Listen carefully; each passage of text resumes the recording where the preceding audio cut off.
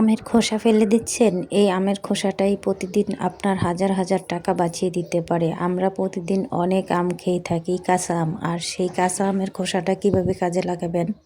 প্রতিদিন আমরা কত আম খেয়ে কত খোসা ফেলে দিই, আর এই খোসা দিয়ে কত উপকারী হয়। আপনার হাজার হাজার টাকা বেঁচে যাবে। সেই হাজার টাকা বাঁচানোর জন্য আমি আপনাদের জন্য গোপন টিপস নিয়ে চলে আসলাম।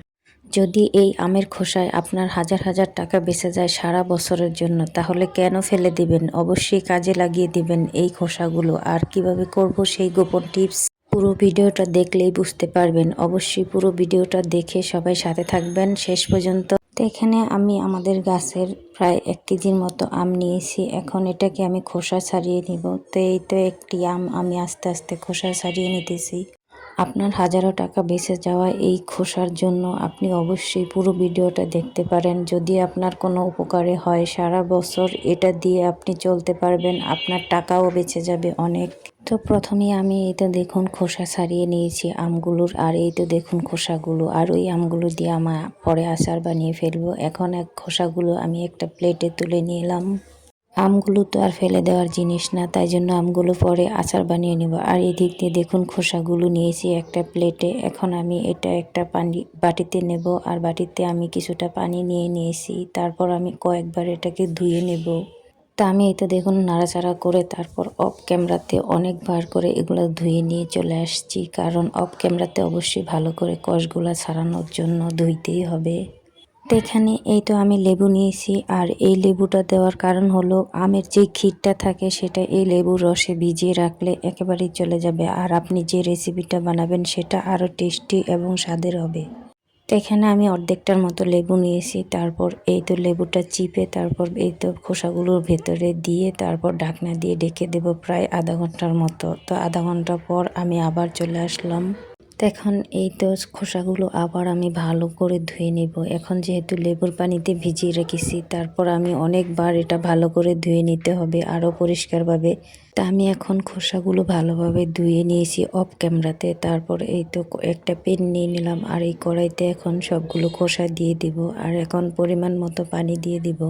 যে বাটিটাতে আমি খোসাগুলো রেখেছিলাম ওই বাটিটার আধা বাটির উপরে পানি দিয়েছি। বেশি পানি দেওয়ার দরকার নেই, আপনার যতটুকু দরকার আপনি ততটুকুই বানাতে পারেন। আমি অল্প করেই বানাবো, তাই জন্য।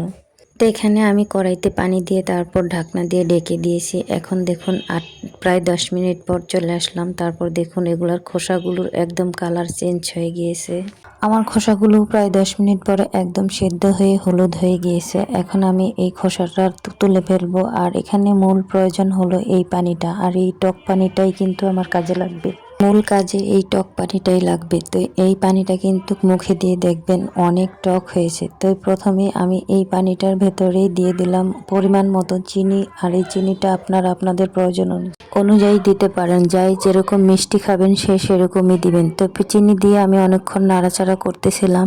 চিনিটা না গলা পর্যন্ত আমি অনবরত নেড়েই যাচ্ছিলাম। চিনিটা গলিয়ে নিয়েছি। এখন এই দিক দিয়ে দেখুন আমি এখানে তো নাড়াচাড়া শেষ করে এখানে দিয়ে দিব কালার ফুড। আর ফুড কালার দিলে কি হয়, একটু কালার আসে। আর এখানে যেহেতু অরেঞ্জ কালার দিলেই আমার কাছে ভালো লাগে, তাই আমি অরেঞ্জ কালার দিয়েছি। আর আমার বাচ্চারা অরেঞ্জ কালার পছন্দ করে। আপনারা যদি চান তাহলে আমের কালারটাও দিতে পারেন, সেটা আপনাদের প্রয়োজন অনুযায়ী। তো কালারটা দিয়ে আমি আবার নাড়াচাড়া করে তারপর এখানে একটি লেবু কাটতে চলে আসলাম। আর এই লেবুটা কেটে আমি এখন লেবুর রস বানিয়ে নিব। আর এই উপকরণটা অবশ্যই লাগবে, এটা না দিলে এটা টেস্টি আপনি একদম খুঁজে পাবেন না। তো এতক্ষণে আপনারা ঠিকই বুঝতে পারছেন আমি কি বানাচ্ছিলাম। তো এখন আমি লেবুটা চিপে একদম ছেঁকে নেব, কারণ লেবুটার ভেতরে অনেক পরিমাণ আঁশ পড়েছে, তাই জন্য। আর এটা কিন্তু আমি জেলি বানাচ্ছি, একবারে আমের জেলি খেতে সেই টেস্টি গ্রান, এতটা লোভনীয় যে জেলিটা একবার খেলে বারবার খেতে ইচ্ছে করবে। আমার বাসার বাচ্চারা তো ভীষণ পছন্দ করে রুটি দিয়ে। তো এই তো দেখুন এখানে আমি এই লেবুর রসটা চিপে একদম ছেঁকে নিয়েছি চাকনির সাহায্যে।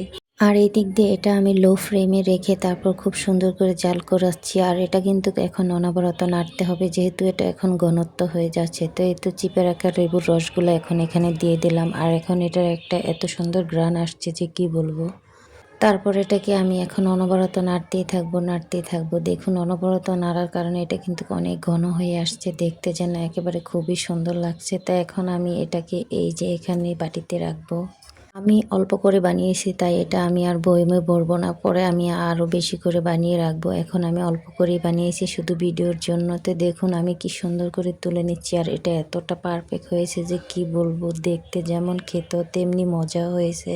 তাহলে আপনাদের 1000 টাকা বাঁচানোর জন্য এই জেলিটা তৈরি করে ফেলেন এক্ষুনি ঘরে। আমের এই জেলিটা ভীষণ মজাদার আর এবং লোভনীয়, খেতেও দারুণ, দেখতেও দারুণ। এখন দেখুন আমি একটু ফ্রিজে রেখেছি 10 মিনিট, প্রায় 10 মিনিট পর কতটা সুন্দর দেখতে লাগছে, একটু পরে যায় না। ভিডিওটা শেষ পর্যন্ত দেখার জন্য অনুরোধ রইল সবাই।